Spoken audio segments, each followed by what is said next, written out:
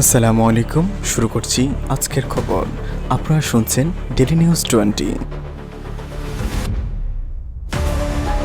গতকাল রাতে মধ্যপ্রাচ্যের আকাশে নতুন উত্তেজনার জন্ম দিল ইরান। স্থানীয় সময় অনুযায়ী সোমবার রাত 11টার দিকে ইরান সরাসরি মিসাইল হামলা চালায় কাতারে অবস্থিত যুক্তরাষ্ট্রের বিমান ঘাঁটি আল উদেইদ এয়ারবেসে। জানা গেছে মোট 14 থেকে 19টি ব্যালিস্টিক মিসাইল ছোড়া হয়।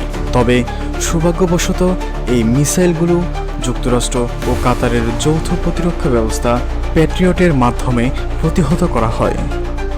হামলার পূর্বে ইরান কাতার ও যুক্তরাষ্ট্রকে টেলিফোনে সতর্ক করেছিল বলে দাবি করা হয়েছে। এতে প্রাণহানি না ঘটলেও এই হামলা মধ্যপ্রাচ্যের রাজনৈতিক স্থিতিশীলতায় বড় ধরনের ধাক্কা দিয়েছে। যুক্তরাষ্ট্রের প্রেসিডেন্ট এই হামলাকে দুর্বল ও পূর্ব পরিকল্পিত বলে অভিহিত করেছেন। অপরদিকে ইরান জানায় এটি ছিল একমাত্র প্রতিরোধমূলক পদক্ষেপ।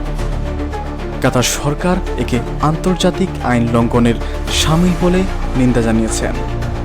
বিশ্লেষকরা বলেছেন এই হামলার মাধ্যমে স্পষ্ট হয়েছে মধ্যপ্রাচ্য এখন এক নতুন দ্বন্দ্বের মুখোমুখি।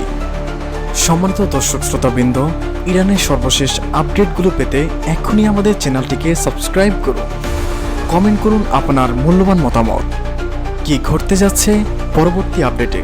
ততক্ষণ পর্যন্ত সুস্থ থাকুন, ভালো থাকুন। Take care, bye by.